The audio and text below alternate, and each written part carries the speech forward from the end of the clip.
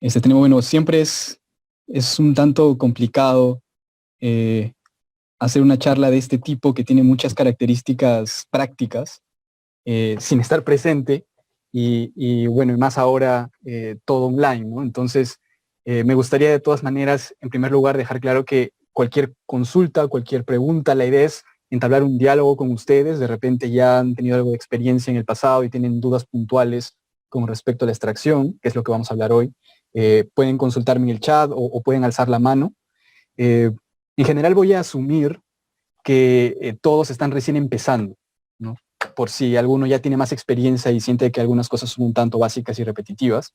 Pero creo que es importante clarificar algunos conceptos antes de ir de lleno al proceso de extracción, ¿no? Con algunos ejemplos que les voy a mostrar para que sea lo más dinámico posible, ¿sí? Porque eh, otra cosa importante es de que por más clases de extracción o por más manuales o videos que vean de extracción, siempre va a llegar, digamos, van a llegar a un área gris en la cual no van a poder resolverlo hasta que no extraigan. No hay otra forma de aprender cómo extraer datos para una revisión sistemática si no los extraen. Entonces, vamos a tocar algunos temas generales, tips y conceptos básicos que deben tener, pero siempre va a haber, así como el reporte de ensayos clínicos, de estudios observacionales, es variable, ¿no? Depende mucho del autor. Eso implica que vamos a encontrar múltiples formatos cuando seleccionemos estudios y cuando ya los hayamos incluido en nuestra revisión.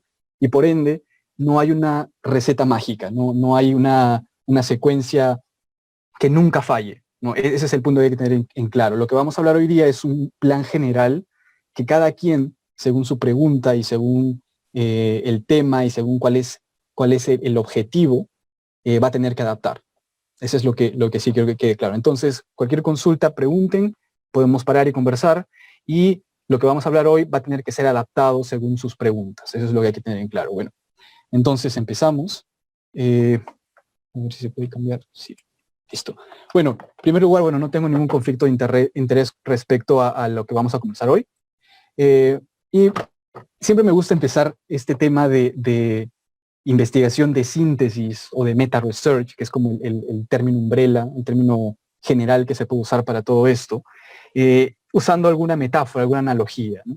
Y creo que un concepto importante en todos ustedes que entiendo están interesados en la investigación de síntesis es muy importante que lo tengan en cuenta, ¿no?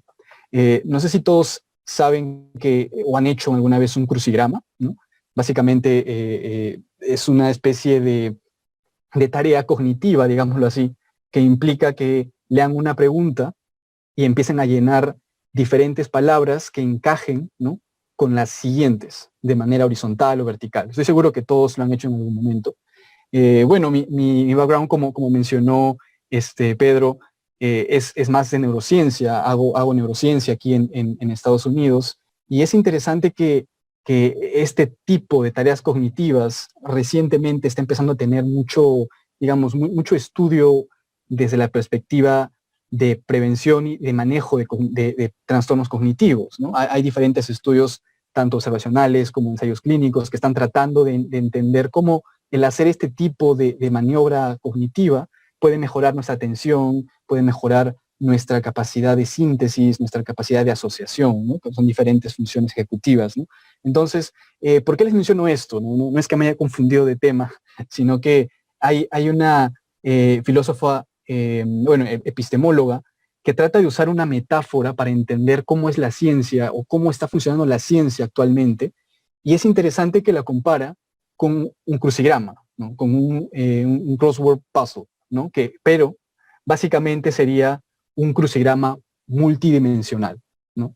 En el cual cada quien que emprende la búsqueda de este conocimiento va a aportar en este crucigrama multidimensional una letra, ¿no? ¿Para qué? Para que los demás empiecen a aportar otra letra y se complete una palabra, que esa palabra se va a interconectar con otras letras que están armando en otros sitios, no necesariamente de tu misma área del conocimiento, y que van a ir completando y dándole sentido a todo este crucigrama multidimensional. Para que se den una idea, luciría como algo así, ¿no? En el cual podemos tener múltiples interrelaciones y de manera, digamos, totalmente intrincada, y posibles combinaciones de cómo ir entendiendo. Entonces, digamos que que la empresa de investigación científica está llamada, como menciona Susan Haack, a tratar de apoyar en cierto modo, a completar este crucigrama, y también estamos llamados a enseñar a la población no científica a cómo no perderse dentro de todo este rompecabezas multidimensional. Entonces, ¿qué tiene que ver esto con lo que vamos a hacer hoy? Que el rol de lo que están aprendiendo en estas clases, en estos talleres que están haciendo de investigación de síntesis, que uno de sus representantes más importantes son las revisiones sistemáticas con o sin metaanálisis, nos va a permitir hacer un zoom out, como reducir el zoom de tu navegador para poder ver no solamente la letra que puede estar llenando un investigador de estudios primarios, ¿no? Sino ver un poco más allá, tratar de ver cómo está quedando esa palabra, ¿no? De repente hay una letra que falta, de repente hay una letra que está mal escrita, que no está completa. Entonces nos permite ver de repente que hay otra palabra que puede estar necesariamente interrelacionada con esta otra y que no se está explorando del todo. En otras palabras, identificar gaps, ¿no? Identificar gaps, y al poder ir leyendo de una manera un tanto, digamos, más alejada, más en perspectiva, nos permita, pues, en cierto modo, a tomar mejores decisiones, ¿no? Que es, creo que, el uso clásico que todos vemos de la investigación de síntesis, que es mejorar la toma de decisiones, no necesariamente solo en salud, sino en general, ¿no? En gestión humana, ¿no? Económica, política, social, de salud. Entonces, es interesante que para poder hacer adecuadamente esta evaluación del crucigrama multidimensional, es importante que no nos equivoquemos a la hora de hacer el zoom. ¿Me entienden? Y una de las cosas importantes y críticas de no equivocarnos en hacer eso es justo lo que vamos a hablar hoy, que es la extracción. Porque si nos equivocamos en cierto modo en cómo hemos extraído los datos del outcome primario o de los eventos adversos, y hay un error sistemático de fondo por no haber organizado bien nuestra base de datos, nuestro formato de extracción, vamos a inducir después problemas en esta escala, para que tengan en cuenta lo importante que es planificar todos estos pasos, ¿no? Entonces, no se olviden que estamos todos en búsqueda, y espero que todos también están llamados ahora a hacer eso, a ayudar a completar y a leer de la mejor forma este rompecabezas multidimensional, ¿no? Entonces, el otro punto importante que quiero que tengan en cuenta hoy día es que estamos siguiendo una secuencia de pasos establecidos, ¿no? Con el objetivo de que este proceso sea sistemático, transparente y reproducible. Básicamente esa es la idea, y es el objetivo básico de instituciones como Cochrane o como Johan Ruiz, que son instituciones que buscan, digamos, homogenizar este proceso, ¿no? Entonces, dentro de todo este proceso que ven aquí, ahorita estamos viendo solo esta pequeña parte, ¿no? Estamos asumiendo, o sea, todo lo que vamos a hablar ahorita está asumiendo que nuestra pregunta ha estado bien definida, ¿no? Que nuestro plan de análisis, nuestro plan de búsqueda ya ha estado también adecuadamente planteado y registrado, si es que es posible, ya sea en Próspero, ya sea en el CRG de Cochrane, pero ya todo este proceso se hizo. Entonces, e incluso ya se seleccionó adecuadamente cumpliendo los criterios de inclusión y exclusión, y tenemos un pool de estudios en los cuales estamos ante la duda de qué vamos a hacer, cómo los vamos a interpretar, ¿no? ¿Qué pasos continúan? ¿Vamos a llegar hasta el metaanálisis o no? ¿Vamos a reportar una tabla cualitativa simplemente? Entonces, estamos en esta encrucijada de decisiones, y es donde en ese momento deberíamos revisar un documento que es el protocolo, y que hay una sección importante que es Data Extraction, que todos han visto, bueno, los que han revisado algún protocolo antes, hay una sección ahí que cuando uno revisa Próspero en realidad es un copy-paste de casi todo, solamente con una refraseada de algunas cosas, pero dicen lo mismo. Y eso es justamente lo que genera problemas y lo que genera incertidumbres a la hora de estar haciendo el análisis y la extracción y posteriormente el análisis. Entonces, mensaje de esto, hay que hacer un plan, escribirlo, no tener por escrito, mientras estás buscando y vas identificando cositas, ya desde ese momento tienes que estar planteando la extracción. En otras palabras, la extracción inicia desde que defines la pregunta, ¿no? Porque vas definiendo cuál es tu outcome principal, por ende vas pensando qué necesitas para poder definirlo, y también continúa mientras estás haciendo la selección, porque mientras vas identificando estudios ya incluidos 100%, que estás completamente seguro que van a incluirse, puedes iniciar el piloteo, digamos, de tu forma de extracción desde ese momento. Entonces, acuérdense para que tengan una idea general en dónde estamos y lo que estamos asumiendo que ya se hizo bien, ¿no? Este es el segundo mensaje. El tercer mensaje es de que, bueno, hay un instituto que tenemos aquí en Harvard, que es Harvard Catalyst, que básicamente es un catalizador que busca acelerar el proceso de traslación. Entonces, es interesante el concepto de traslación en investigación, que nos lleva pues de ir desde las ciencias básicas hasta las ciencias poblacionales, ¿no? Y esto nos permite pues generar diferentes tipologías que incluye la clásica traslación de ensayos clínicos de fase 1, fase 2, fase 3, ¿no? La farmacovigilancia de fase 4 y todo eso que ya en algún punto han escuchado en sus clases de método, pero que incluye también los estudios de laboratorio, ¿no? El modelamiento celular, computacional, modelos animales o incluso investigaciones fisiológicas realizadas por primera vez en humanos, ¿no? Que no necesariamente son ensayos clínicos, sino son preclínicos, pero en humanos. Entonces, todo este proceso tiene como objetivo ir yendo desde estudios totalmente controlados, con poco tamaño muestral, hasta estudios no controlados de vida real, con grandes poblaciones, con grandes números de muestras, ¿no? Entonces, es importante que, como ven aquí, la revisión sistemática como concepto metodológico puede ser aplicado en cualquiera de los pasos, en cualquiera de estos pasos de translación. Es decir, podemos generar una pico question de estudios animales. Podemos hacer una revisión sistemática con metaanálisis de estudios animales. Podemos hacer eso mismo con estudios de preclínicos o con estudios fase 2, fase 3, que son los clásicos, ¿no? que hemos visto de eficacia y seguridad. Pero podemos hacer también estudios de prevalencia, de incidencia, de factores de riesgo, de estudios observacionales de cohortes poblacionales. Entonces, en general, es importante a la hora de definir tu extracción, saber en qué parte de este proceso, de este espectro, estás posicionado, porque te va a ayudar a definir qué cosas o qué características de la data de los estudios son importantes para ti. ¿Me entienden? Entonces, en ese caso, por ejemplo, ponerles un ejemplo, ¿no? Si estamos en estudios en los cuales son totalmente básicos, ¿no?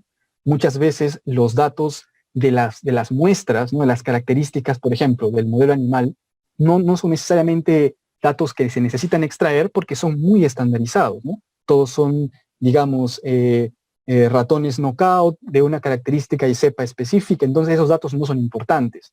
Pero cuando estamos haciendo un metaanálisis, digamos, de cohortes poblacionales, ¿no? Es importante saber, por ejemplo, la edad, la edad media de todos los pacientes incluidos, saber el porcentaje de comorbilidades, saber más detalles de la población porque la población es poco controlada. Hay que incluso ajustarla usando mecanismos estadísticos como la metaregresión o usando otro tipo de cosas, pero es importante que la extraigan. ¿Entienden? Entonces, esos matices van a estar definidos por tu pregunta y por en qué posición de este espectro estás. ¿Me entienden? Entonces, es importante tener este tercer, digamos, como framework general en mente a la hora de definir tu proceso de extracción. El primero era que es muy importante este paso, porque pueden generar un bias sistemático en este gran crucigrama multidimensional y cómo vamos a interpretarlo, así que es mucha responsabilidad, aunque no parezca. Segundo, que es un proceso que va a salir mal si planificaste mal los pasos anteriores, así que depende de toda tu planificación anterior, no es que mágicamente con hacer buena extracción, si tu pregunta está mal definida, igual va a salir mal. Entonces, es un componente que depende del engranaje previo de todos los otros pasos. Y tercero, depende mucho de cuál es tu pregunta y dónde encaja en este espectro. ¿Sí? Estas tres cosas no quiero que se olviden para que se las planteen desde el inicio, desde que están generando cuál es ese gap que quieren llenar y quieren dar luces con los resultados de su revisión, ¿no? Entonces, dejando claro estas tres cosas, vamos a hablar de ese documento que, digamos, es como una especie de quimera, ¿no? Que todo el mundo lo escucha, que sí, debemos tener un plan con toda la lista de variables, con su operacionalización, codificadas, y nunca se hace. Todos sabemos que es importante, No se hace ¿por qué? Porque es trabajoso, porque quita tiempo y si al final solo incluye 5 estudios, te demoraste más haciendo el plan de extracción que extrayendo los 5 estudios. Entonces, es una cuestión que al final parece que no fuese tan importante, pero su importancia crece mientras crece el scope o digamos el alcance que tenga tu pregunta, ¿no? En otras palabras, podemos decir que el riesgo de que te equivoques y de que salga mal tu proceso de extracción y que lo vuelvas a hacer depende de qué tan amplia es tu pregunta y de qué tantos estudios puedas tener incluidos. Entonces, por ende, nuevamente, se tiene que tomar en cuenta esto desde que planteas la pregunta, ¿no? Por ejemplo, una pregunta que estábamos haciendo con nuestro grupo de investigación en Perú era la prevalencia e incidencia de Latinoamérica, ¿no? En Latinoamérica de cefalea o de epilepsia, ¿no? Entonces, el scope es más o menos amplio, esperamos que hayan más de 20 estudios, más de 15 estudios probablemente, ¿no? Entonces es importante hacer un plan de extracción anterior, ¿no? Pero si estás haciendo una pregunta tan específica como, por ejemplo, si es que, no sé, si es que el bloqueo de nervio occipital ayuda a mejorar el outcome de dolor en pacientes con cefalea crónica, ¿no? Entonces tú esperas, y solo son RCTs controlados con un procedimiento placebo-sham. Entonces ya esperas que la cantidad de estudios que haya va a ser menor. Por ende, digamos, los pasos de extracción quizá puedan ser incluso manejados en el camino. Pero, ¿por qué les menciono esto? Porque es importante que se considere esto desde el inicio y que esté muy ligado a tu pregunta, ¿no? Y un paso importante quizá antes de, que no sé si lo mencionaron cuando planteaban la pregunta, a la hora de buscar revisiones pasadas, ¿no? En vez de solo ir directamente a qué encontraron o qué estudios incluyeron, ¿no? Ver solamente la parte de resultados para ver si vale la pena o no hacer tú una nueva actualización o algo así. También fíjense en sus tablas 1, en su tabla 1, en su tabla de reportes, en cómo reportaron los outcomes primarios, para que desde que están planteando la pregunta ya tengan una idea de qué cosas son importantes, ¿no? Por ejemplo, hay variables que van a depender digamos, de cada tipo o de cada patología, por ejemplo, ¿no? Que son importantes para hacer subgrupos en el análisis. Entonces, que quizá no lo ves desde el inicio porque no es el tema que más dominas, pero lo puedes identificar rápidamente si ves que la revisión anterior de hace 5 o 6 años de un tema parecido hizo ese subgrupo o extrajo esos datos en su tabla 1. Entonces, te va a dar ideas generales desde el inicio, ¿no? Entonces, es importante que cuando verifiquen la factibilidad y qué tan significativo es tu estudio mientras estás planteando tu pregunta, cuando ya decidas que sí, que esa va a ser tu pregunta, igual revisar el proceso de extracción que ya se hizo en esos estudios anteriores, para que tengan una idea, ¿no? Y como les mencionaba ahí, al final va a ser como una especie de plan, de un plano para poder construir tu revisión. Va a ser muy importante porque si tú planteas un análisis en tu plan de análisis, ¿no? Imagínense que se dividieron el protocolo y alguien, digamos, el que tenía más experiencia hizo la parte de análisis, ¿no? Del draft de qué se va a analizar. Entonces, y está ahí, quizá no se entendió bien, no se conversó, y luego en la extracción no se extrajo una variable importante para ese análisis. Entonces, ¿qué se tiene que hacer? Volver a revisar los estudios y sacar esa variable que faltaba. Entonces, ¿por qué nuevamente menciono esto? Porque el protocolo debe estar armonizado. Entonces, tu plan de extracción debe de coordinar y ser coherente con tu plan de análisis, ¿no? Igual con tu plan de evaluación de riesgo de sesgo, ¿no? O de evaluación de certeza de la evidencia. Entonces, todo eso tiene que estar, digamos, como totalmente armónico, ¿no? Y es por eso, ¿no? que cuando tú registras un protocolo en Cochrane, demora muchos meses, ¿no? Demora muchísimos meses y incluso el panel se reúne y te revisa el protocolo y te envía comentarios. Entonces, y es justamente por eso, porque evalúan que todo concuerde, ¿no? A diferencia que cuando hacemos revisiones no Cochrane independientes, pues dependemos de qué tan rápido registre la Universidad de York en el próspero registro, ¿no es cierto? Entonces, no recibimos un feedback. Y hay un estudio interesante evaluando el detalle que existen en los protocolos publicados en Próspero y en verdad la calidad es bajísima, ¿no? Al final el beneficio que tiene Próspero es hacer un tracking de qué estudios se están haciendo para evitar el overlap, ¿no? Para no repetirlos. Pero en realidad un detalle así metodológicamente adecuado y que asegure que sea de calidad, no se toma en cuenta.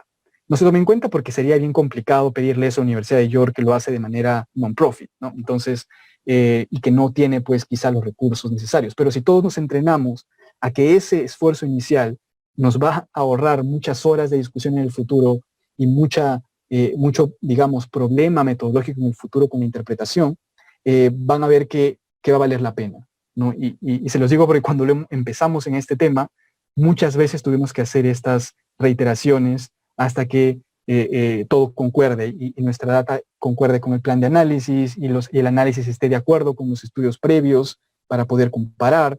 Entonces, es importante tomar en cuenta eso, ¿sí? Lo siguiente es ahora darles las ideas generales, ¿no? Las ideas generales que deben tener en cuenta, que son comunes en cualquier plan de análisis, sin importar cuál es tu pregunta, sin importar en qué fase de la transición del conocimiento te encuentras, ¿no? El primer punto importante, y lo pongo aquí en rojo porque esto se confunde, es confundido muy, muy frecuentemente, es que la unidad de interés de una revisión y de la extracción, por ende, es el estudio, ¿no? Y cuando me refiero a estudio, no me estoy refiriendo al paper publicado, o sea, no me refiero al reporte, no me refiero al registro, por ejemplo, si es un ensayo clínico, al registro en el registro de clinicaltrials.gov, por ejemplo, o al paper que publicó el protocolo de ese ensayo clínico, ¿no? O al paper que reportó el análisis secundario de ese ensayo clínico. Al final, todos son parte de un estudio. Entonces, la descripción y la evaluación de todo, de ese estudio implica todas esas partes, ¿no? Y es algo que se recarga mucho en el manual de Cochrane también, porque muchas veces uno se confunde, ¿no? Y empiezas a generar el potencial riesgo de que reportes dos veces el mismo outcome, ¿no? Y generes, pues, e infles el efecto, por ejemplo, ¿no? O si es en contra, que sobreestimes el no efecto. Entonces, al final, es muy importante tener en cuenta esto. Cuando extraigan, tienen que empezar a hacer clúster. Esto pasa sobre todo si es que es una revisión muy grande, ¿no? En el cual pues hay ese riesgo de que tengas un estudio que ha sido reportado varias veces. Pero antes de empezar a extraer, hagan una revisión general de los autores y sus años y verifiquen los mismos autores, ¿no? Si son mismo autor, ese es un tip interesante. Verifiquen, vean nuevamente los títulos. Muchas veces cuando son revisiones muy grandes se nos puede pasar, ¿no? Y luego se extrae dos veces, ¿no? Y luego te das cuenta y es todo un problema, ¿no? Entonces, ese es el punto importante. El segundo punto es de que cuando estén planificando, tienen que hacer una lista de las variables que piensan incluir, ¿no? Con la definición operacional, sobre todo, de las variables principales. Por ejemplo, en una revisión en la que estamos haciendo metaanálisis de prevalencia, por ejemplo, es importante definir cuál va a ser nuestro concepto de prevalencia, ¿no? Si va a ser de periodo, si va a ser una prevalencia puntual, lo mismo con la incidencia. Es importante tener claro cuáles son las definiciones que estamos aceptando y cuáles son las prioritarias según esta definición, ¿no? Lo mismo que el tool o la herramienta para medir las variables que estás priorizando, ¿no? Entonces es importante tener en cuenta esto y tratar de hacer una lista, digamos, lo más exhaustiva posible. No va a ser posible tener la lista completa porque van a ver que mientras van extrayendo, van a ir retroalimentando esa lista, pero es importante tenerla. Eso lo recomiendo, que lo he aprendido justamente por la ausencia de la lista, ¿no? Porque al final es importante tenerla para entender hacia dónde está dirigiendo tu análisis, hacia dónde van a ir tu interpretación de resultados, ¿no? Entonces, una lista sencilla, que ahorita les voy a mostrar una estrategia para poder hacerla, pero es importante tenerla desde el inicio, ¿no?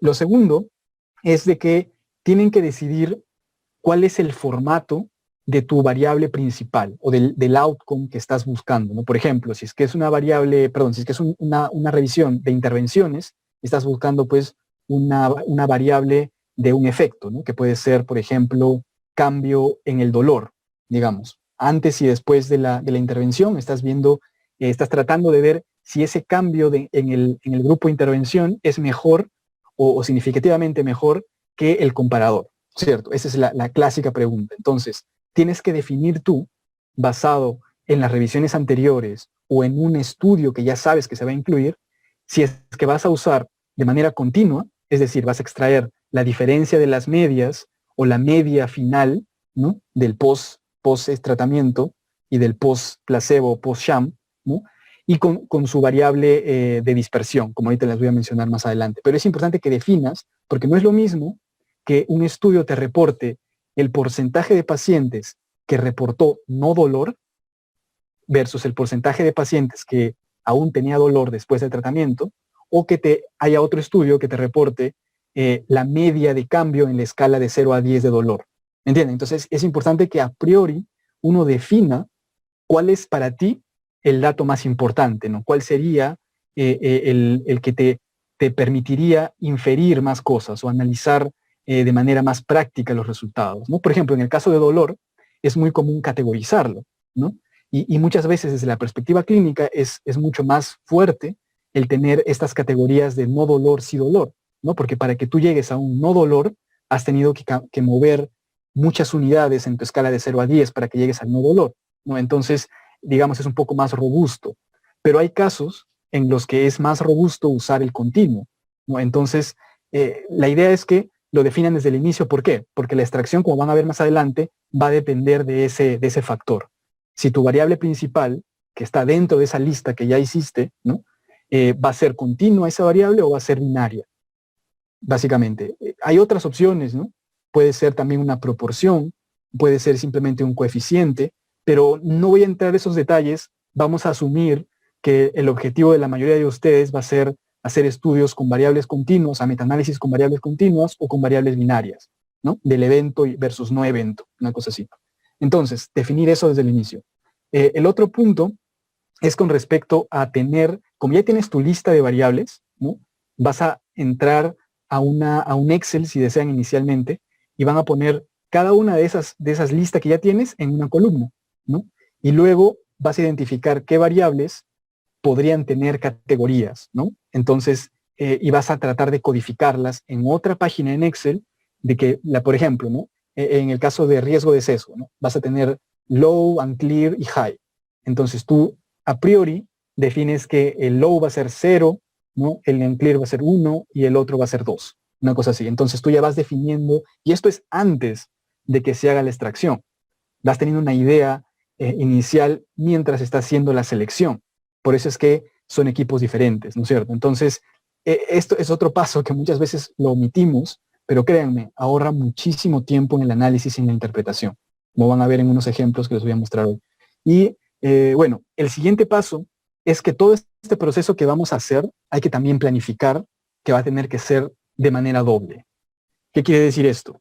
Que para poder tener el nivel de calidad más alto, es necesario que se haga de manera paralela. O sea, dos personas que hayan calibrado, con calibrar me refiero, que hayan extraído un mismo estudio y hayan llegado a un consenso con un tercer revisor para que no haya mucha discrepancia entre ellos, y cada uno de ellos va a extraer un mismo estudio. Y en otras palabras, cada estudio incluido debe ser extraído 2 veces y verificado, sobre todo la sección de la variable importante o la variable primaria, de que está completamente libre de error, que es lo más importante, porque recuérdese lo que mencioné al inicio, ¿no?, que después, si hay modificaciones, de repente no era 10, era 1, ya cambias todo el metaanálisis, cambias toda la interpretación y cambias la conclusión, y en vez de apoyar a que avancemos en este crucigrama multidimensional, empeoras la situación, confundiendo al lector. Entonces, es muy, muy importante el que se esté seguro, sobre todo con las variables principales, ¿no? Lo ideal es todo, pero si se tiene que priorizar por factibilidad, todas las variables principales deben ser evaluadas 2 veces, ¿no? Luego, el otro punto importante, obviamente, para poder lograr hacer eso, es de que se tenga que hacer un proceso de pilotaje, ¿no? Entonces, como ustedes saben, que para haber definido tu pregunta, ya a priori hemos identificado 1 o 2 estudios que sabemos que van a ser incluidos. O tenemos una revisión anterior que está desactualizada, pero tiene 1 o 2 estudios que ya sabemos que van a estar incluidos. Entonces, es importante que mientras un grupo de tu grupo revisor está empezando a hacer la selección pareada, como seguro ya conversaron la vez pasada, usando plataformas específicas y todo eso, haya una persona o dos que estén tratando de pilotear aunque sea uno de los estudios para confirmar si esa lista de variables está coherente con lo que están reportando los estudios reales, si es que estas columnas que hiciste en Excel realmente te están sirviendo, hay algunas que siempre quedan vacías o quizá te falta alguna, ¿no? Entonces, y vas haciendo un proceso de iteración, ¿no? Con unos 5 estudios más o menos recomiendan algunas revisiones metodológicas, ¿no? Pero es importante, el concepto es que hay que hacer un pilotaje, ¿no? Que muchas veces se hace cuando ya se acabó todo, ya se seleccionó todo y luego recién empezamos la extracción y ahí recién se empieza a hacer y ahí descubres cosas que podrían haber cambiado tu selección, ¿no? O que podrían haber movido un estudio que lo excluiste a que se incluya, porque ahí te diste cuenta recién. Entonces, por eso les digo que esto tiene que ser en paralelo en el proceso de selección o incluso a veces antes, ¿no? Como les voy a contar el ejemplo de una revisión grande en la que estoy participando, que se hizo esto antes de que incluso empecemos a seleccionar, ¿no? Entonces, el otro punto es con respecto a qué vas a hacer, y eso tienes que definirlo a priori, qué vas a hacer si no encuentras la data. Si, por ejemplo, estás buscando esta media de cambio en la escala de dolor de 0 a 10, pero no te lo da en números, te lo da en un gráfico, ¿no? Y no lo puedes extraer porque no está ahí con su standard deviation, no está con la dirección estándar, ¿no? Entonces, tú tienes que haber decidido a priori si en esos casos vas a excluir al estudio, vas a contactar al autor, ¿no? Al autor corresponsal y rogar que en algún momento él no se haya cambiado de afiliación y que su correo funcione y que tenga tiempo, o usar métodos alternativos como extracción gráficas, como les voy a mostrar también una opción. Entonces, eso tienes que definirlo a priori, ¿no? Para que sea sistemático, como menciona el manual de Cochrane, ¿no? Y finalmente, cuando ya has hecho este pilotaje y cuando ya has tenido una idea de cómo es el proceso, que incluso debería ser en el momento que vas definiendo la pregunta, es que decides cuál es el software más adecuado, ¿no? Normalmente, para la mayoría de estudios en medicina en general, en medicina clínica, Excel y Google Forms son más que suficiente, ¿no? La diferencia es que, bueno, con Google Form puedes sincronizar y puedes hacer, digamos, trabajo a distancia de manera más sencilla, pero también puede ser que alguien borre lo que ya extrajiste, luego se confunda de columna o de fila. Entonces hay que sopesar qué es más importante, ¿no? Y la otra opción es usar plataformas, ¿no? Muchas veces las plataformas son para estudios que tienen fondos o los estudios de Cochrane que se puede hacer con Covidence o con Redman, o algunas veces se desarrolla una página web específica para el proyecto, ¿no? Como justo ese que les menciono, proyecto grande europeo, que les voy a mostrar como ejemplo. Entonces, estas son las opciones que pueden y que tienen que definir a priori, ¿entienden? Porque es un proceso que no pueden cambiarlo a la mitad de la extracción, ¿no? Sino tiene que ser homogéneo. Entonces, estas son como las características que les menciono que son importantes y básicas de tomar en cuenta en tu plan de extracción, ¿no? Ahora, otra pregunta clásica que siempre escucho, bueno, y siempre también la tuve, es ¿qué pasa si tienes un estudio que te reporta dos, dos experimentos o dos ensayos, digamos, mini ensayos dentro del mismo paper, ¿no? En ese caso tienes opciones, ¿no? La idea es que en cada uno de tu base, cada fila sea una unidad de interés, que es un estudio, ¿no? Entonces aquí viene el potencial trabalenguas, ¿no?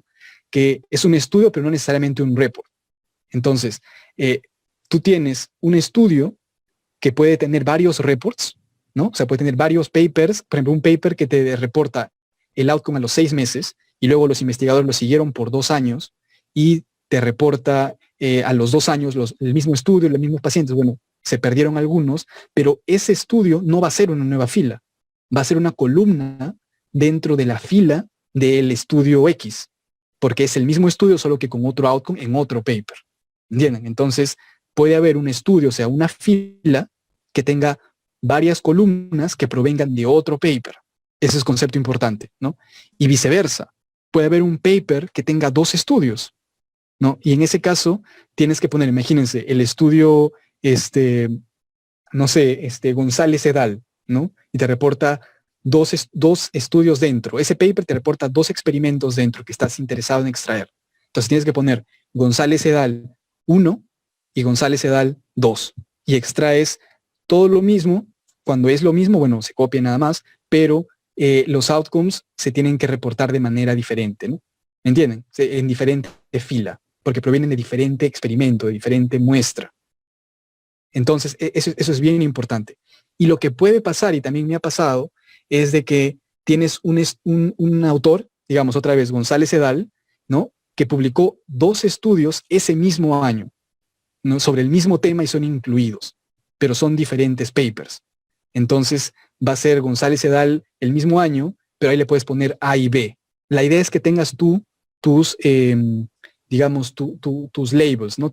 Las etiquetas que uses cuando encuentres esos escenarios en los que un estudio, un paper incluya varios estudios, varios experimentos, o que un estudio tenga múltiples papers, o que un autor tenga múltiples estudios publicados el mismo año, pero son independientes, diferentes récords, diferentes papers, que son escenarios que pasan y que son motivo de debate con el grupo de revisión. No sé si a alguien le ha pasado. No sé cómo puedo ver el chat, si es que alguien está preguntando algo. Déjame ver. Ah, no.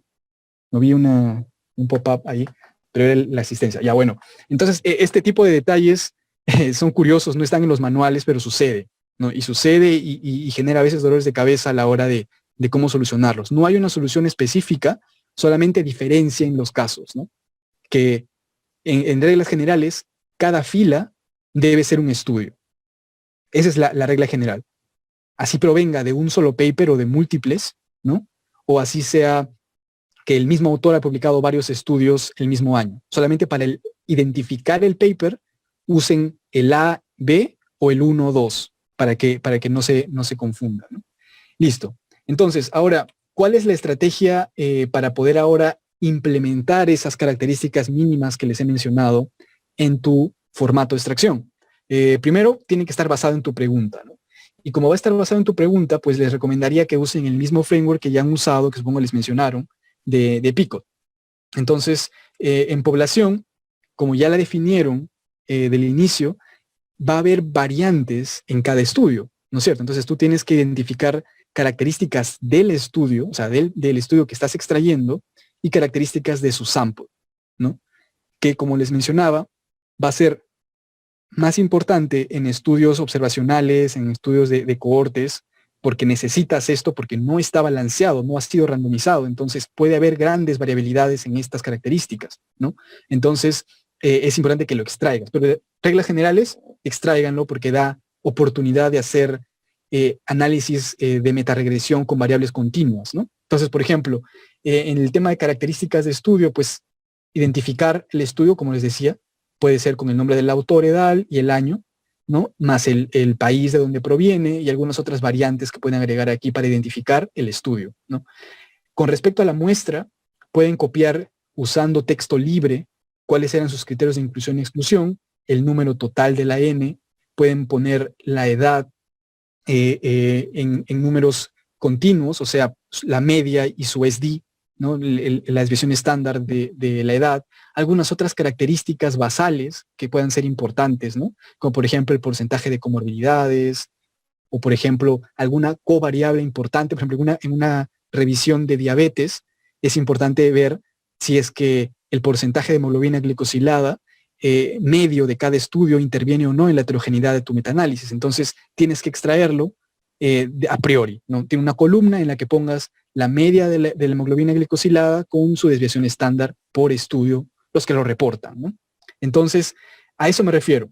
Aquí puede variar mucho según tu pregunta, pero lo importante es que cuando veas la P de tu pregunta, ahí también pienses en qué vas a extraer de esa P en tu proceso de extracción, ¿no? Lo siguiente, obviamente, es la intervención. Esto creo que es un tanto más clásico, que todo el mundo lo hace. Tienes que extraer la descripción, tienes que extraer pues los parámetros de esa intervención, especialmente si es una intervención compleja, ¿no? Los componentes que pueda tener, la dosis que pueda haber sido usada, y todos esos pequeños detalles que van a totalmente depender de qué intervención estás usando, estás enfocando tu revisión. Obviamente también el grupo comparador, ¿no?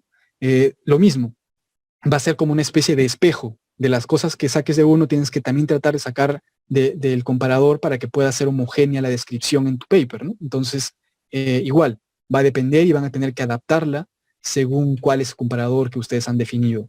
Y más aún si se han definido cualquier comparador, ¿no? Aquí viene lo importante, creo que lo que más duda a veces genera, ¿no? ¿Cómo extraer tu outcome? Tú has definido una lista de outcomes primarios, como ya mencionamos, ya tienes esa lista que la hiciste, tienes outcomes primarios y outcomes secundarios, ¿no? Entonces, en esa lista, como les mencioné anterior, ya pusieron si es continua o si es binaria. Ya tienes eso preparado. Entonces, ahora, si es que es continuo, lo que vas a necesitar es el n de cada grupo, ¿no? La media o la diferencia de medias con una medida de dispersión que para analizar en Stata te pide que sea la desviación estándar de cada una de las medias. Entonces, aquí es muy importante porque muchas veces te puedes confundir con este dato de dispersión y extraer el error estándar.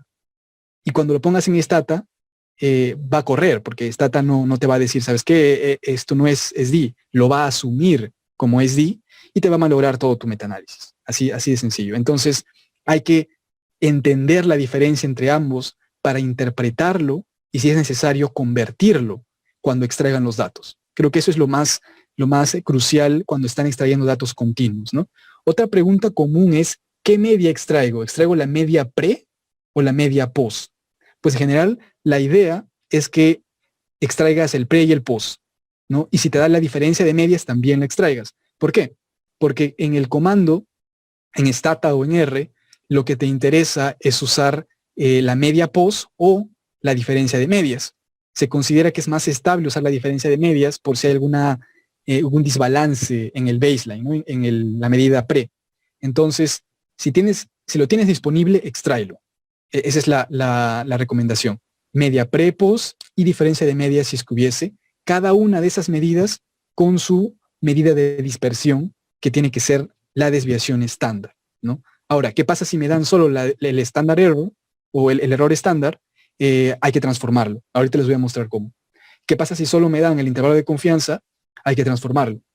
Porque con la muestra y la media puedes mover los datos y obtener el SD, entonces como van a ver. Y eso es con respecto a continua. Si es que es binaria, ¿qué es lo que te interesa? El número de eventos y de no eventos por grupo, básicamente. Entonces ya, cuando menciono todo esto, acuérdense que en nuestra mente tiene que estar cada variable o cada medición de la variable es una columna. Entonces vas a tener, en este caso, una columna para el n por grupo, una columna para la media pre, una columna para la media post, una columna para el SD pre, una columna para el SD post, y así sucesivamente, ¿no? Igual, una columna para el número de eventos, una columna para el número de no eventos, y así sucesivamente, ¿no? Y en el caso que estés haciendo estudios de prevalencia e incidencia, una columna para el numerador, una columna para el denominador. Entonces, eso ya como lo tienes planificado, ya sabes cuáles son binarias, cuáles son continuas, ya has hecho tu tablita anterior, no va a ser complicado, ¿no? Es mejor que queden columnas en blanco cuando extraigas a que te falten columnas. Ese es otro concepto importante. Y después, el tiempo para completar el acrónimo. En ese caso, si es que hay múltiples momentos, digamos al mes, a los 6 meses, a los 2 años, tú ya has priorizado cuando has definido tu pregunta cuál es el que te importa, ¿no es cierto? Si es que no fuiste tan específico, extrae los tiempos que tengas, ¿no? Y cada tiempo es una nueva columna. Eso es lo importante. No es una nueva fila, es una nueva columna. Como les decía, cada medición de la variable o cada componente de una variable va a ser una nueva columna, ¿no? Solo cada estudio va a ser una nueva fila. Y estoy diciendo estudio, no paper, ¿no? Cada estudio va a ser una nueva fila. Y listo.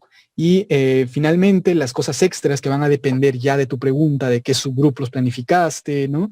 Si quieres hacer pues estos subgrupos clásicos de low, unclear o high, risk of bias, si el setting, si querías hospitalario versus rural, versus comunitario, o una cosa así, si usaron definiciones de enfermedad diferentes y quieres clasificarlos, si usaron alguna característica propia de tu pregunta, ya tienes que haber planificado a priori que vas a extraerlo en una nueva columna. ¿no? Y esa columna, como va a ser categorías, ya debería estar también escrito que 0 se va a significar la categoría A, 1 la categoría B, 2 la categoría C. Y así todo va a salir mucho, mucho más sencillo a la hora que extraigas y sobre todo a la hora que analices, ¿no? Entonces, regresando a la pregunta del standard deviation y el standard error, ¿no? No sé si ya habían visto esto antes, supongo en algunas clases anteriores, no estoy seguro, pero lo voy a repetir solo para entender por qué es importante. Eh, Voy a asumir algunas cosas que ya todos tienen algún conocimiento básico de estadística, pero bueno, esto creo que todos saben, ¿no? De la distribución normal y las propiedades intrínsecas de esta distribución normal y de cómo va a tener pues porcentajes específicos debajo de la curva que van a representar porcentajes específicos de la cantidad de data, ¿no? De información. Y que va a ser medida como una medida de tendencia central, que puede ser la media o la mediana, una medida de dispersión, que en este caso es la desviación estándar, ¿no? Que básicamente te dice qué tanto se aleja un punto de la media, ¿no? Entonces, imagínense que tenemos una distribución que tiene algo así, ¿no? Hemos medido 1, 2, 3, 5 personas. Hemos medido, por ejemplo, no sé, la hemoglobina glicosilada, ¿no? Y sacamos la media, esta es la media, ¿no?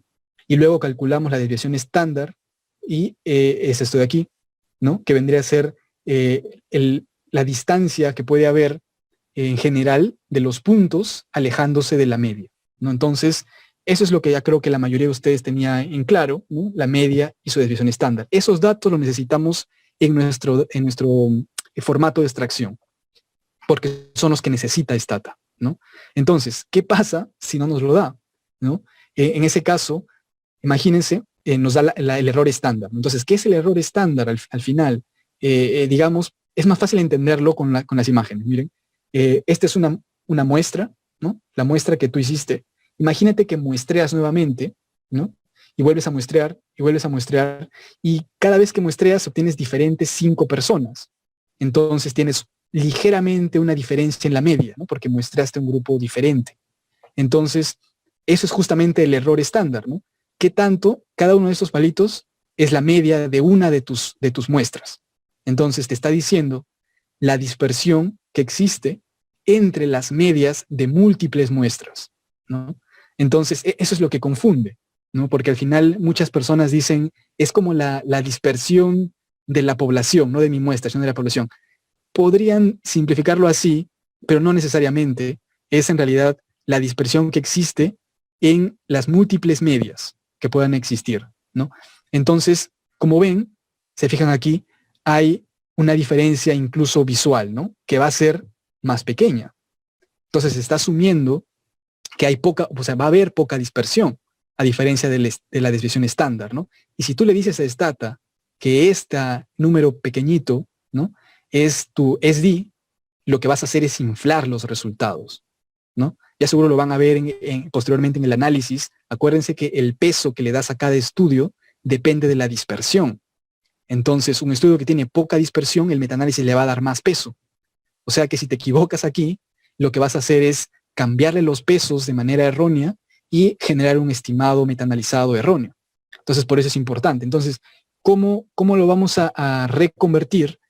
Primero, bueno, esto es la notación matemática de la media, ¿no? La sumatoria de todos los X dividido entre el total, ¿no? Eso todos lo sabemos.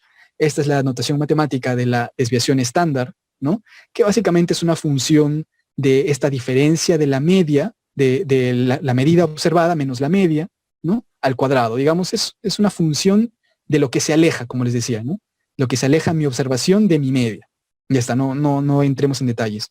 Pero el estándar error, al final, el error estándar, es esta SD entre la raíz cuadrada de tu n, ¿no? Entonces, como tú extrajiste el n y te está dando el estándar error, fácilmente puedes calcular el SD. Y este SD es el que tienes que extraer y poner en tu tabla cuando exportes a Stata. Eso es lo importante para todos los que vayan a usar una medida continua, ¿no? Una variable continua. Es muy importante que se den cuenta de eso. ¿Cómo van a verificarlo de repente en el estudio? Si tienen suerte, les va a decir que es estándar error, ¿no? Les va a decir que es el error estándar y ya está. Pero muchas veces no lo dejan claro, ¿no? Muchas veces en un gráfico, sobre todo, no lo reportan bien. Entonces, hay que tener mucha cautela y ser muy, digamos, conservadores a la hora de asumir cosas. Es mejor contactar, ¿no? O simplemente excluir si es que ven que no es factible, ¿no? Pero a veces se puede, a veces son bien claros y te reportan ahí, este es el estándar error, ¿no? Y no te dan en ningún lado la desviación estándar, lo transformas y ya está, ¿no? Después, si tienen alguna pregunta con respecto a esto, pero básicamente algo similar se puede hacer con el intervalo de confianza, ¿no? Se puede obtener la desviación estándar desde el intervalo de confianza, ¿no? Entonces, también es factible. Me parece que alguien ha dicho algo. No. No sé por qué sale un pop-up cada cierto rato. Bueno, entonces, listo. Eso es con respecto al punto importante que es conversión y adaptación de los datos que te dan. El otro punto era la data perdida, ¿no? La data que no puedes extraer. Entonces, como les decía, tratas de usar el gráfico que te da o contactas al autor o lo excluyes y le pones excluido por no disponibilidad de data, ¿no? Por no disponibilidad de información. Entonces, pero ¿cuál es la alternativa? Si es que crees que es importante para tu estudio, ¿no? Para la pregunta que estás resolviendo, es usar este software libre. Es un software basado en web, así que no hay necesidad de instalar nada, que se llama Plot Digitizer, que básicamente lo que hace es tú cargas la imagen, ¿no? Cargas la imagen y le dices que de aquí a aquí es la escala de 0 a 10 y luego marcas aquí y te da el dato. Te da que esto es 6, 7 y algo, que esto es 10 o que esto es 2 y algo, ¿no? Y luego ese dato lo puedes usar para tu metaanálisis, ¿no? Cuando entren a la página, hay en la parte de derecha una lista de referencias que puedes citar para que puedas justificar el procedimiento, ¿no?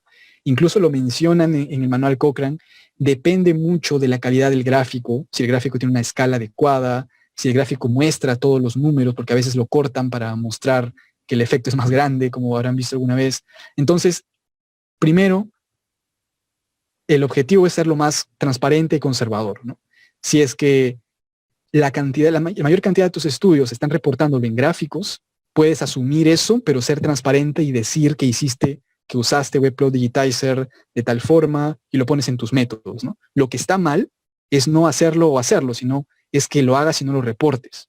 Eso es lo que está mal, ¿no? Porque no le avises al lector que tu metaanálisis está incluyendo este potencial sesgo de tu extracción en el gráfico, ¿no?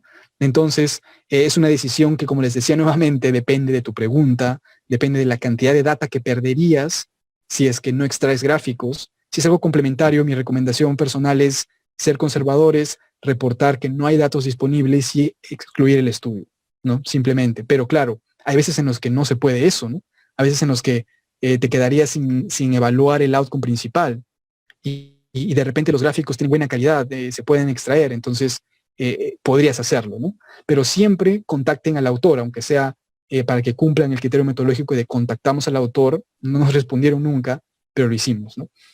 Entonces, esos serían los puntos básicos que les quería mostrar ahorita antes de ir a un ejemplo, ¿sí? No sé si antes de pasar al ejemplo hay alguna duda puntual de ustedes o alguna cosa que no quedó claro antes de mostrarles un ejemplo de una base y un ejemplo de una plataforma de extracción. ¿No? ¿Están ahí? ¿Hola? Sí, sí, doctor, que hay una pregunta, Mariela, yo después creo que puedo preguntar. Primero Mariela ahí dejó una pregunta, doctor, no sé si la puede ver. A ver. ¿Dónde? Ahí, aquí está. Sinceramente estipulé.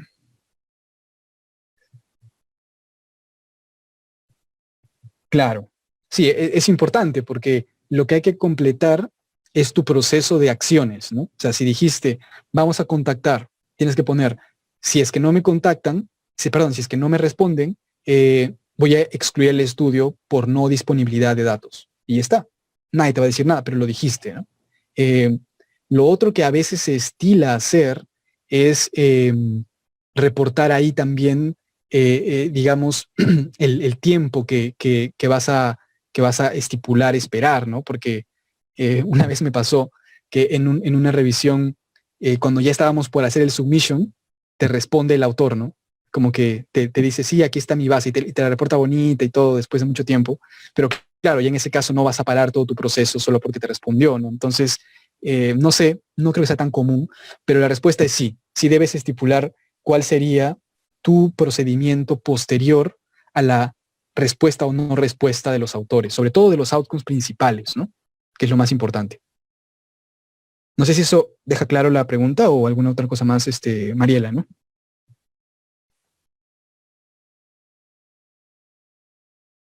Genial. Algo ibas a mencionar, me parece, tú también, Sí,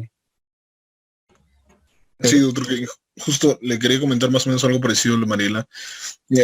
Más o menos en su experiencia, por ejemplo, a veces dentro de los rangos de edad que uno puede estar trabajando, imaginemos que yo necesito análisis de entre un rango de 15 a 40 años, pero hay un estudio que me muestra una data de 0 a 40 años, pero lo agrupa de menores a 21 y mayores a 21, lo cual para mi estudio, los criterios que tiene dentro de mi estudio, pues como que se intersecta, ¿no? Entonces, si a la hora de pedir cuán viable o tal vez en su experiencia ha visto que muchos de los autores te puedan dar, hay dos opciones, ¿no? Justo que discutíamos con los coautores, si pedir que ellos mismos lo analicen o pedir toda la data para que nosotros podamos analizar, ¿no? Entonces, no sé cuán viable en su experiencia cree que van a responder o lo ve poco probable que puedan responder en estos casos.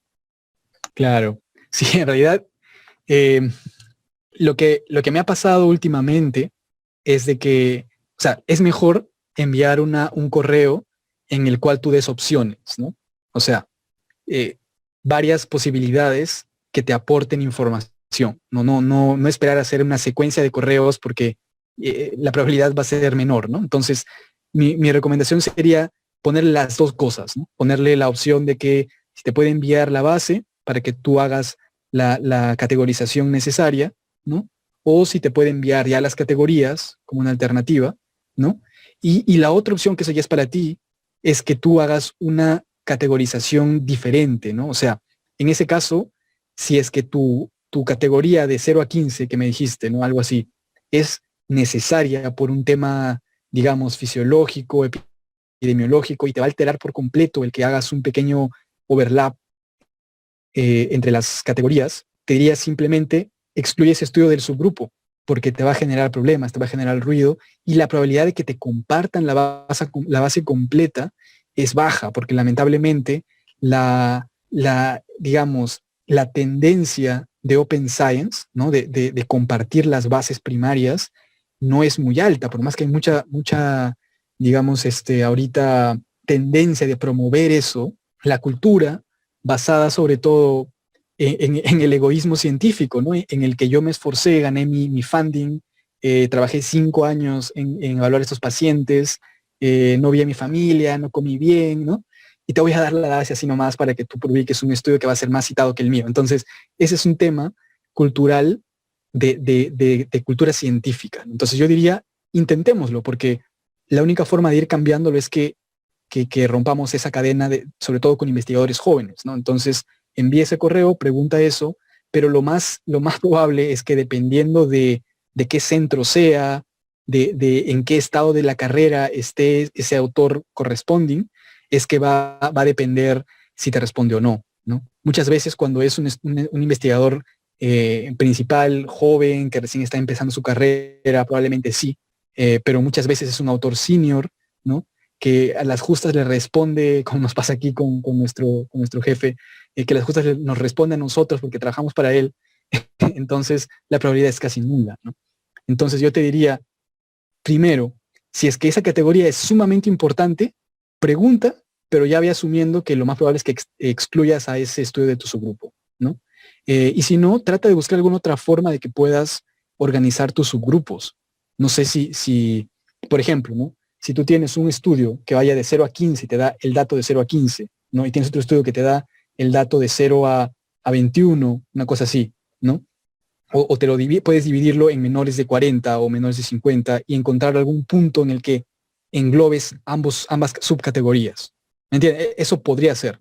si es que es factible, ¿no? A veces justo está en la mitad las dos categorías y no se puede, pero en ese caso sería mejor excluirlo. Pero sí. Genial, doctor Kevin, gracias por la recomendación. No sé si alguien más tiene una pregunta, chicos, o si no, para que pasemos con el ejemplo. ¿Alguien más? Empezamos entonces con el ejemplo, ¿no? Ya. Sí, creo que sí, doctor. Genial. Entonces, pensé cómo se... Listo.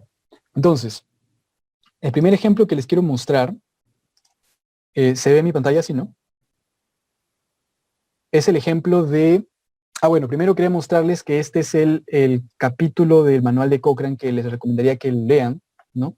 Capítulo 5, que te describe algunas otras cosas extras, pero básicamente es mucho de lo que hemos conversado hace un momento. Y lo que me pareció importante y que es una tabla de factibilidad para ver el método de extracción. Vemos ahorita lo busco, aquí está. Entonces, existen diferentes formas, ¿no? Siempre hay la forma electrónica con Google o con Microsoft Excel, ¿no? Pero hay otra forma en investigaciones muy grandes que es usar una plataforma, ¿no? Y eso es justo lo que les quería mostrar el día de hoy. Esta es una plataforma que se diseñó específicamente para esta revisión grande europea sobre self-management, ¿no? Sobre autocuidado en enfermedades crónicas. Entonces, básicamente, con el grupo en Barcelona, es un grupo de múltiples países en Europa, que el objetivo es incluir todos los ensayos clínicos que existan en la literatura que hayan evaluado el efecto y la seguridad de intervenciones de self-management, ¿no? En diferentes patologías, en diabetes mellitus tipo 2, en EPOC, en falla cardíaca, algo más era, de cardíaca, diabetes, en infarto. Entonces hay múltiples patologías que hemos incluido, ¿no? Ahora, ¿por qué no era factible hacer esto en Excel, ¿no? Para que se den una idea. En general, tenemos, digamos, unos 400 o 500 ensayos clínicos, para ponerles una idea. Entonces, no es factible poder hacer eso en Google Form, ¿entienden? Porque no sería posible, ¿no? Porque hay que extraer uno por uno y hay que hacerlo, como ven aquí, con peer review entre todos. Cada estudio fue extraído 2 veces o verificado por un peer review. Entonces, ese es el proceso de cross-checking que les decía, ¿no? Entonces, ¿por qué les quería mostrar esto? Porque en este estudio hemos sido bien exhaustivos con nuestro formato de extracción. Entonces, como ven, se creó que se tenga el PDF acá a un costado, ¿no? Que sería lo ideal, ¿no? A la hora que extraemos. Y aparte de eso, tenemos diferentes secciones, ¿no? La primera sección está relacionada a la elegibilidad, ¿no? Que esto ustedes ya lo hicieron en el proceso, ya sea con Ryan, ya sea con Covidence, o ya sea en EndNote, no sé cuál habrán discutido la vez pasada, pero ya ustedes saben que este es incluido, entonces ya no necesitan esto. Pero lo que muchas veces no se evalúa y no se extrae son datos del estudio, ¿no? Datos del estudio que incluyen el reporte del comité de ética, ¿no? Si es que hubo algún funding de industria farmacéutica involucrado, por ejemplo, ¿no? Que a veces ves el estudio perfecto así y financiado por Pfizer, ¿no? Financiado por Merck. Entonces, ese dato, cuando están haciendo revisiones de ensayos de intervención, es bueno extraerlo, por ejemplo, ¿no? Esa es una característica de la P que les puse, que pueden ustedes ir modificándola según el tipo de estudio, ¿no? Otro punto importante es el conflicto de interés, ¿no? Que hay que reportar, hay que primero reportar si es que lo reportaron, hay redundancia, ¿no? Si es que te dicen en alguna parte del PDF que sí se evaluó y se reportó, y si es que tuvieron o no conflicto de interés. Esas son cosas que muchas veces no se toman en cuenta, pero es muy importante, porque imagínense hacer un análisis de sensibilidad o de su grupo entre los financiados por la industria y los no financiados, ¿no? Entre los que tuvieron conflicto y los que no tuvieron. ¿Qué pasa si cambia radicalmente el efecto, ¿no? Hay una situación ahí que puede estar explicando la heterogeneidad, que como no lo extrajeron, de repente no se dieron cuenta. Entonces es importante que lo tomen en cuenta también. Datos del paper en sí mismo, del estudio en sí mismo, mejor dicho. Luego, Con respecto a métodos, se puede extraer detalles, como ya les mencioné, en qué país, si fue un solo centro, multicéntrico, ¿no? Si en este caso, bueno, hemos ido más a detalles, que fue una location por individuo o por clúster. Bueno, eso no creo que sea tan importante de maneras generales. El año, luego el número de intervenciones, ¿no? El N por cada intervención, y luego la lista que les decía. O sea, siempre es importante tener la lista separada, no en otro proceso, de los outcomes que tenemos en este estudio que nos interesen. Como ven aquí, nos interesaba la hemoglobina glicosilada, el índice de masa corporal, la presión, ¿no? LDL, HDL, y nosotros ya teníamos una lista aquí, no les puedo mostrar el link, pero una lista ya del proyecto con toda la lista de variables a priori. Antes de que incluso se haga la búsqueda en PubMed, ya se había pensado, incluso se hizo con un panel de pacientes con diabetes, de priorizar esta lista de outcomes. Entonces ya lo tienes todo planificado, ¿no? Y luego, si es que hicieron algún subgrupo o no en el análisis, por ejemplo, si hicieron subgrupos por edad, por sexo, ¿no? Que es importante también que tú ya lo has definido, ¿no? Que te importa un subgrupo, como mencionabas tú, una subcategoría de edad, ¿no? Y bueno, lo dejo, no importa. Y así, ¿no? Este es un ejemplo exhaustivo de qué cosas podrían interesarte extraer de la metodología del estudio, ¿no? Luego, esto es algo que muchas veces nos olvidamos, ¿no? Que es extraer datos de los participantes incluidos en el estudio, que es muy importante a la hora de evaluar en grade, no sé si van a hacer grade, supongo que sí, en evaluar el tema de indirectness, ¿no? De qué tan extrapolable es la población incluida en los estudios con la población a la que quieres trasladar la conclusión de tu revisión. Entonces es importante saber qué edad tenían, ¿no? Cuál era el nivel medio de una variable importante, en este caso es hemoglobina glicosilada, y algunas otras características que tú las tienes que definir, ¿no? Las clásicas son las demográficas, ¿no? Saber el porcentaje de hombres, mujeres, saber la edad media con el SD, como les decía. Sí se ve bien, ¿no? Se ve muy pequeño, sino para hacerlo un poco más grande. Ahí mejor, creo. Sí, se ve bien, doctor. ¿Se ve? Ahí, ok. Entonces, la edad, por ejemplo, ¿no? Y algunas otras características que ustedes tienen que definir, ¿no? Y siempre, si ven alguna cosa importante que no cuadre en una columna específica codificada, extráiganlo como texto libre. No les va a hacer daño, les va a ahorrar mucha digamos, mucha cosa a futuro. Por ejemplo, lo que hacíamos nosotros era copiar y pegar los criterios de inclusión. Para ante cualquier duda posterior, podíamos rápidamente ver ese texto libre y no ir a revisar otra vez el estudio, ¿no? Entonces también saber cuándo usar columnas con texto libre, ¿no? Que te permitan evaluar a posterior. Luego, la intervención la puedes describir, eso ya depende de cada uno, ¿no? Esto depende ya porque las intervenciones de self-management son intervenciones multicomponente, ¿no? Que incluyen educación, incluyen darle algún device, por ejemplo, para hacer tracking de tus pasos o de tu glucosa. Entonces, esto implicaba un análisis bien detallado de cada componente de la intervención, que no es usual, ¿no? Si es que es un fármaco, no hay necesidad de detallar tanta cosa, solamente la dosis, el momento en que le dieron, cuánto duró la intervención y nada más, tanto para la intervención como para el comparador, ¿no? Eso es lo que les decía, describirla lo más posible los datos. Luego vamos a lo importante, que es el outcome. Entonces, ya como hicimos la lista, tenemos aquí, por ejemplo, hemoglobina glicosilada. Es importante definir, como les decía, el time point, ¿no? En este caso eran los 6 meses, ¿no?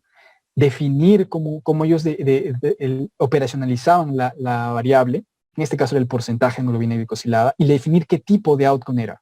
En este caso lo daban como continuo. Entonces, bueno, esto no es necesidad ahorita. Listo, entonces aquí tenemos el antes, ¿no? Y el después, con la media, el SD y los pacientes que se observaron. Como ven, no necesariamente esta N puede ser la N final, ¿no? ¿Por qué? Porque muchas veces se van perdiendo los pacientes, ¿no? O no llegaron a randomizar a todos. Entonces hay que tener cuidado con las Ns que incluyen el metaanálisis. Siempre son las Ns, ya sea que en este caso si usaron ITT, o sea, intención a tratar, ¿no? Va a estar ajustado, no hay problema. Pero hay que tener cuidado con las Ns. Ese sería el mensaje final, ¿no? Y como ven, media y su SD. siempre verificar que sea LSD, ¿no? Luego, un ejemplo con un outcome que sea dicotómico, ¿no? Tienes aquí, ese es otro estudio en el que te daban el número de eventos y el número de pacientes observados, ¿no? Número de eventos y el número de pacientes, ¿no? Entonces, ese es para el otro ejemplo, que te importa tener el número de eventos, ¿no? Y el complemento, que es el número de no eventos, pero es básicamente una sustracción, así que si quieren lo extraen juntos o no, pero la idea es que es diferente, ¿ven? Se necesita eventos y no eventos. Y revisamos aquí.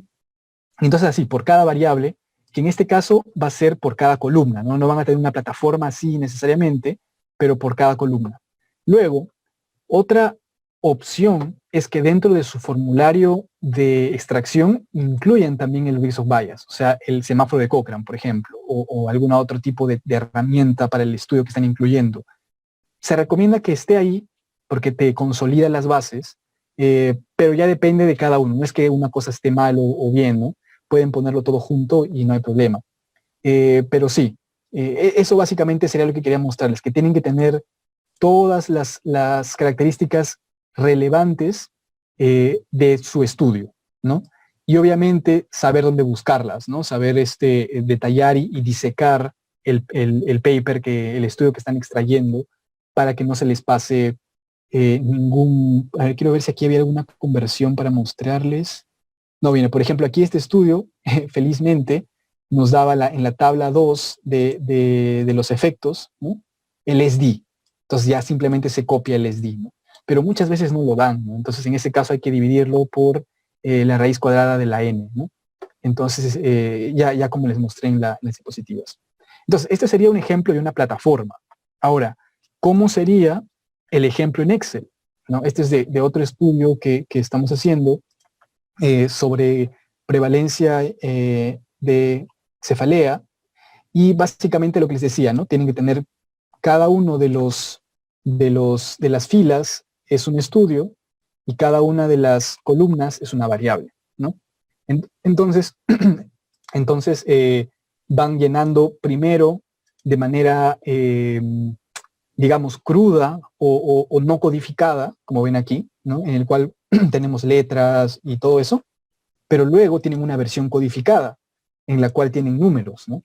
Y ya ustedes saben a priori qué significaba el 0, qué significaba el 1, ¿me entienden? Eso es lo importante, ¿no? En este caso, como es prevalencia, tenemos un numerador y un denominador, ¿no? Es otro ejemplo de extracción de datos.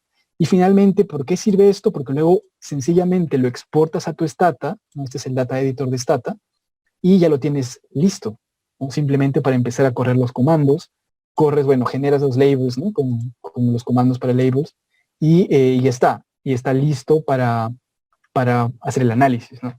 Entonces, pero ¿cómo deberíamos empezar? Teniendo primero nuestra lista de variables para generar esta matriz, aunque sea vacía primero, y luego con 1, 2, 3, hasta 5 estudios que ya sabemos que van a ser incluidos y que podamos ir piloteando para ver, por ejemplo, aquí en las edades tuvimos ese problema que mencionabas, Pedro, entonces tuvimos que hacer una categoría diferente, ¿no? Digamos, burda, ¿no? En general de niños y adultos o una cosa así que permita hacer un análisis de subgrupo que englobe a casi todos, ¿no? Pero eso ya es decisión del grupo revisor, ¿no? No es que sea una cosa mejor o peor que otra, sino depende de la pregunta nuevamente, ¿no?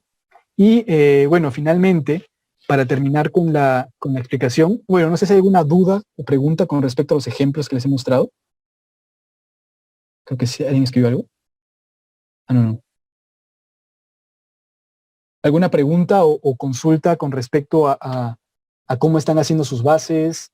Si tienen alguna duda con el Excel o con algún detalle extra que creen que les gustaría conversar.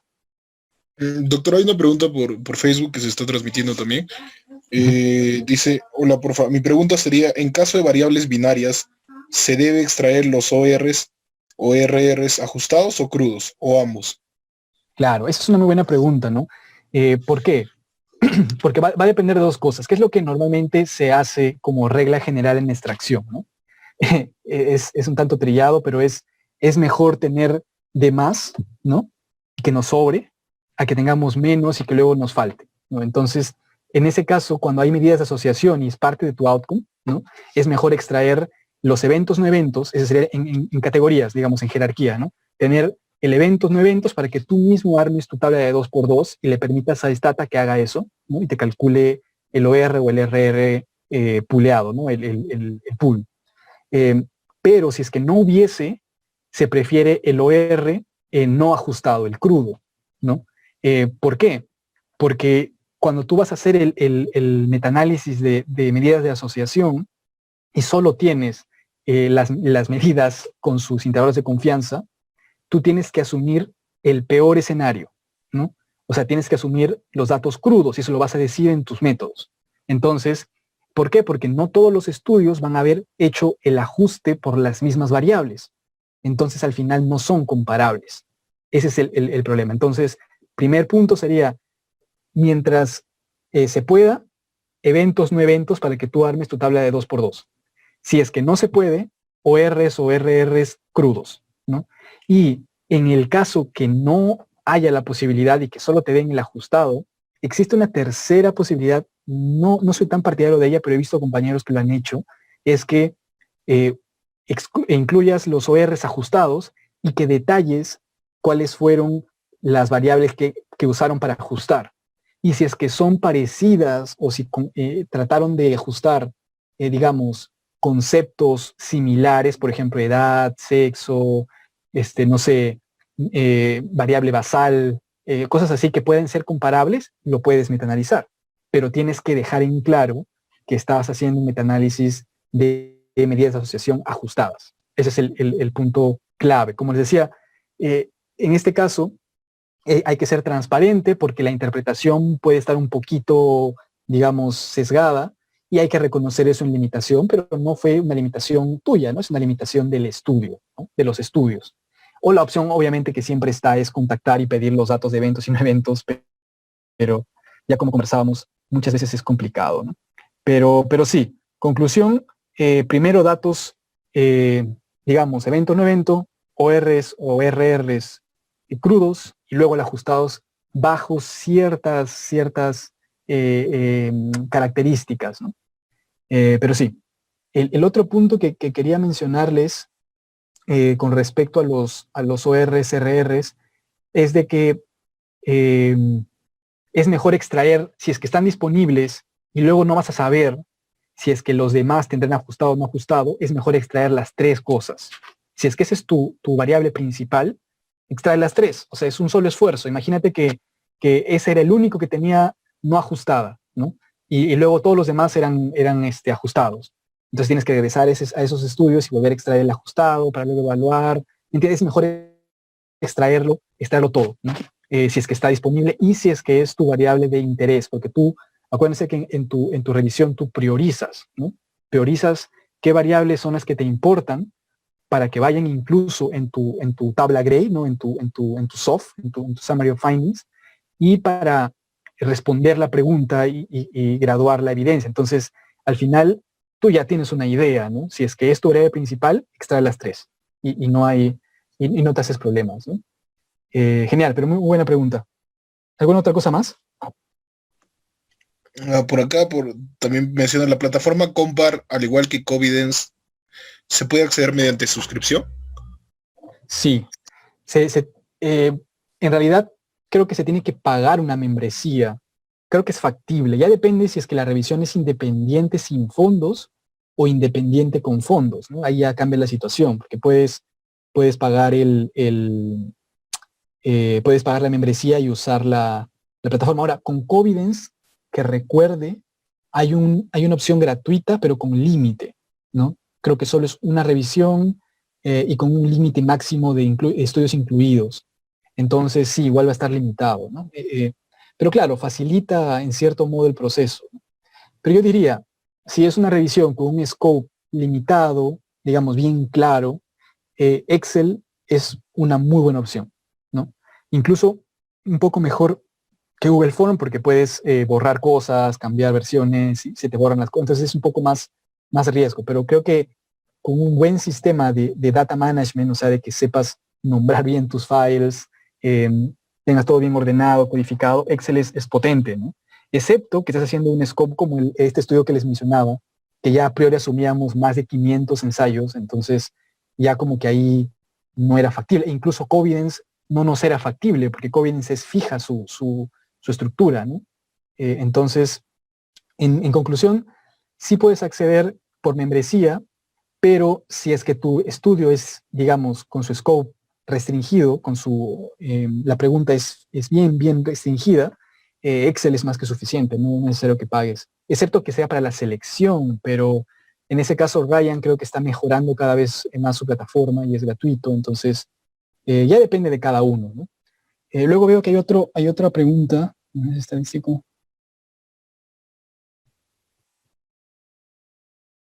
Claro, claro, o sea, definitivamente R y Python en general, como lenguajes de programación, son más potentes que Stata, ¿no? Pero lo importante e interesante es de que como ambos asumen el mismo modelo, ya sea el modelo de eventos fijos o aleatorios, usando las mismas formas, ¿no?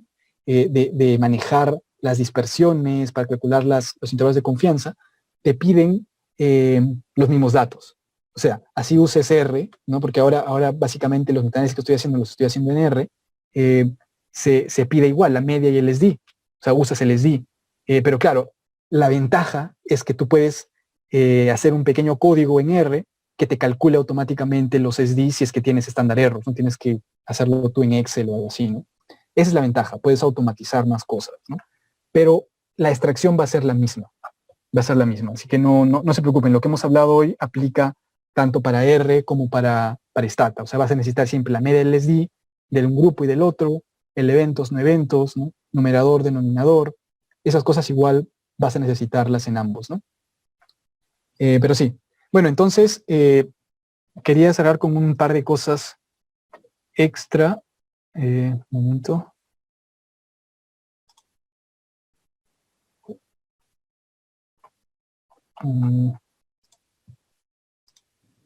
Listo. Bueno, sí, ya conversamos. Ahora, todo lo que hemos hablado es lo que hacemos, lo que ustedes van a hacer y lo que, bueno, he estado haciendo en los últimos meses también aquí en el centro. Pero digamos que ya no estamos solo en eso, ¿no? Digamos que hay ahora futuras perspectivas de cosas que ya se están haciendo, cosas que incluso estamos participando aquí en el centro de investigación donde estoy, en el cual cada vez este proceso de extracción tiene que ser abierto y tiene que ser vivo, ¿no? O sea, tiene que ir generándose una base de datos que se autoalimente de manera progresiva, ¿no?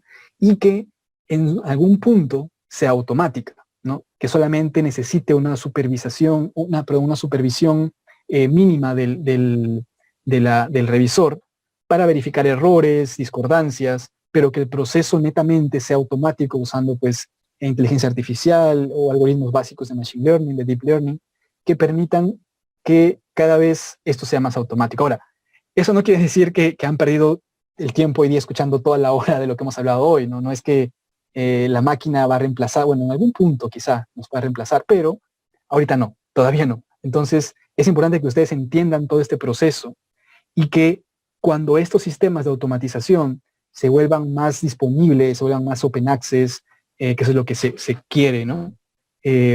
Van a tener que supervisarlos y para supervisarlos tienen que entender el proceso, ¿no?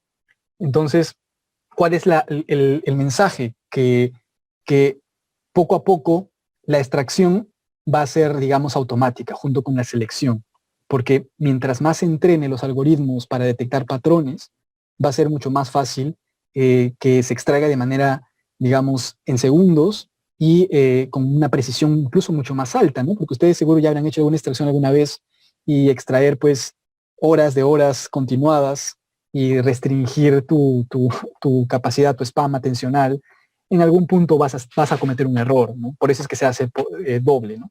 Pero eso no le pasa al algoritmo de Machine Learning, ¿no? Va a seguir haciendo con la misma eficacia todas las horas que necesites. Entonces, en cierto punto, va a generar un cambio, y está generándolo ya, en realidad. Como ven, este ejemplo de aquí que les pongo es una revisión que ha usado ya un algoritmo preliminar para la selección y extracción. Entonces ya se está publicando cosas con eso, ¿no? Pero bueno, entonces el tema es de que las conclusiones son de que primero, tu plan de extracción debe ser realizado de manera muy anterior a lo que uno cree. Ese creo que es el mensaje más importante que quiero dejarles, porque uno piensa, ya cuando acabo la selección, ¿no? Ya tengo mi lista de estudios, ahí recién me preocupo de extraer, ¿no? Ahí ya recién veo cómo hago el Excel, ya pregunto a mi asesor, ¿no? O la persona que me está guiando, pero no, hay que hacerlo desde el inicio, así como cuando hacen la tabla grade, no sé si van a hacer grade o ya hicieron, la tabla grade se plantea junto, o el soft, ¿no? La tabla soft se plantea junto con la pregunta, ¿no? Se va priorizando los outcomes desde que vas haciendo la pregunta. Entonces, algo así, la extracción y análisis tienen que ir de la mano y tienen que plantearse desde el inicio. Segundo, como han visto, va a generarles mucha facilidad el tener su base codificada, el ya empezar a tener su lista de variables, tener sus definiciones y sus códigos, para que después sea muy sencillo. Y luego no se olviden que no hay necesidad pues de descubrir la pólvora, ¿no? Pueden usar extracciones y tablas previas para que más o menos vean qué variables son importantes en este tópico. Así que revisen eso en las revisiones relacionadas a su tema. Hagan el piloto, siempre es importante, incluso con los estudios aún que no han acabado de ser seleccionados, ¿no? Ya vayan piloteando la base porque va a ayudarles, van a ver. Y siempre tiene que ser pareado y todo lo que hagan con la data, calculación, cálculos, conversiones, lo que mencionaban de que extrajiste una cosa y la otra no, porque solo te reportaba esta, todo eso no está mal ni bien. Lo único que se necesita es que sea transparente, ¿no? Y que des la posibilidad de que puedan analizar críticamente el proceso que seguiste, ¿no? Entonces, ese es el proceso importante, ¿no? Algunas decisiones van a tener más pro que contras, ¿no? Pero va a ser algo relativo, ¿no? No hay una regla fija de cómo hacerlo. Quizá hasta que en el proceso de estandarización que les mencionaba, de automatización, generemos un template, eso es justo lo que estamos trabajando aquí en el centro, un template que sea obligatorio y mandatorio de los RCTs financiados por NIH, que es el instituto que da el dinero en Estados Unidos para investigación gubernamental, que nos permita que todos los RCTs que hayan hecho investigación con el dinero del Estado te reporten una tabla ya codificada y lista para que el algoritmo de Machine Learning lo extraiga. Entonces, al extraerlo, automáticamente llena esa base viva y te genera un metaanálisis actualizado sin que tú hagas nada. Entonces, ese es el objetivo, pero es un cambio progresivo que debemos ir generando desde dos frentes, ¿no? Un frente que es alfabetizando sobre el tema, la importancia, lo que comenzamos al inicio, y lo segundo es difundiendo la necesidad de la cultura de Open Science, ¿no? Entonces, espero que en el futuro, si alguien les pide su base, si alguien les pide como ejemplo eso, puedan tener la posibilidad pues de compartirla y apoyar a todo este movimiento Open Science, ¿no? De todas maneras, les voy a pasar algunos ejemplos después a Pedro para que tengan como idea, para que más o menos se guíen, pero nuevamente creo que el mensaje final es que todo lo que hemos hablado es un template que no se puede aplicar para todo, sino que tiene que ser adaptado. O sea, es una plantilla que va a tener que ser redibujada según tu pregunta y según tu objetivo, ¿no? Y bueno, finalmente, otra cosa que siempre me gusta decir al final de cualquier charla que participo es de que todo lo que hemos hablado se les va a olvidar, ¿no? En cierto modo. Se va a ir diluyendo esa capacidad de consolidación neuronal que hemos generado por algunos minutos. Entonces el mensaje es que lo apliquen, lo practiquen, lo relean, se han hecho notas o si queda grabado, vayan a las partes que hemos resumido, aunque sea la conclusión, y revísenlo porque en general, como mencionamos en este libro que recién hemos publicado, el tema del aprendizaje tiene que estar asociado a la práctica y a la aplicación directa del concepto aprendido, ¿no? Y mientras más lo apliquen, más van a consolidarlo y más van a poder hacer esa traslación de lo que aprendieron y contribuir como científicos que creo que buscan ser o como usuarios conscientes de la evidencia, aportar de manera prudente y adecuada a este entramado multidimensional de rompecabezas que les decía, ¿no? ¿Y para qué? Para que finalmente, al repetir esto muchas veces y hacer que sea un proceso neuroplástico fijo, consolidado en sus cerebros, en sus sistemas, puedan hacer lo que nos mencionaba aquí nuestro amigo Albert, con un apellido húngaro impronunciable, de que la investigación al final es ver lo que todos ven, o lo que todos están viendo, ¿no? Pero pensar lo que nadie pensó.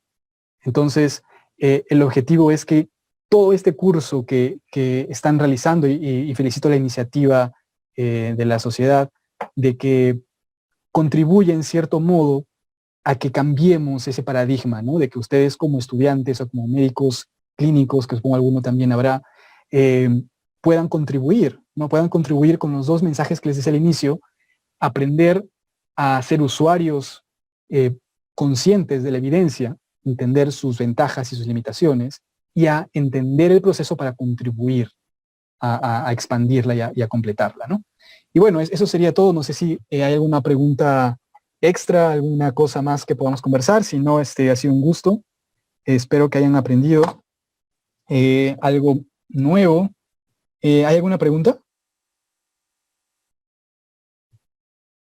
Hola. Muchas gracias, doctor Kevin. Hay una pregunta en el chat, no sé si la puede ver o A se ver, lo leo. a ver, un momento, estoy entrando al chat. Sí.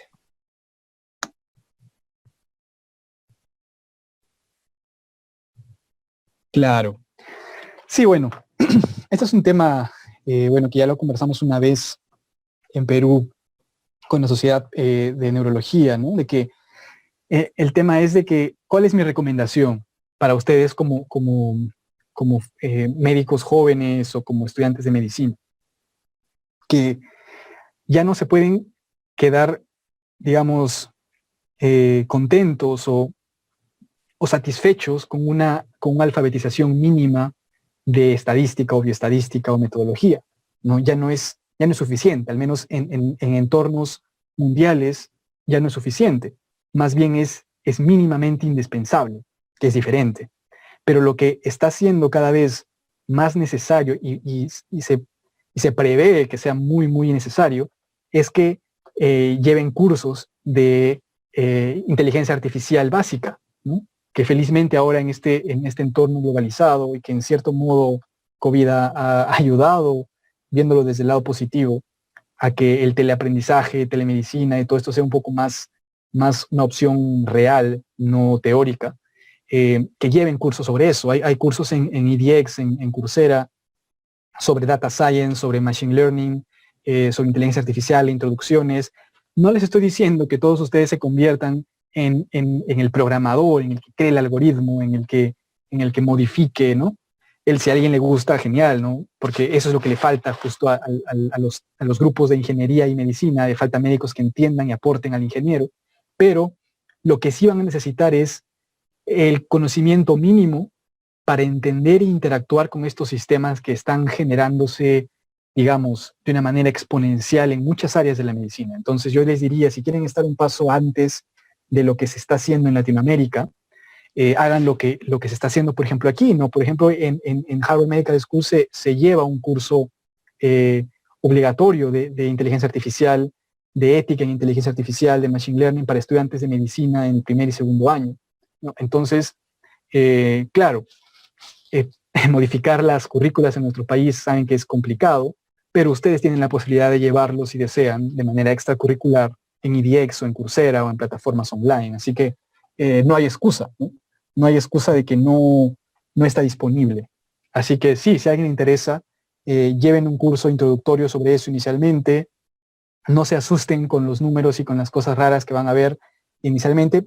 Entiendan el concepto, entiendan sus limitaciones, y eso va a ser más que suficiente por el momento, ¿no? Pero sí, es un buen punto. Genial, entonces espero que haya sido provechoso para todos ustedes. Cualquier cosa, no se le pueden escribir a Pedro alguna pregunta específica, él tiene mi correo, podemos ahí ver de responder lo que sea necesario. Y nada, muchas gracias igual, y cuídense.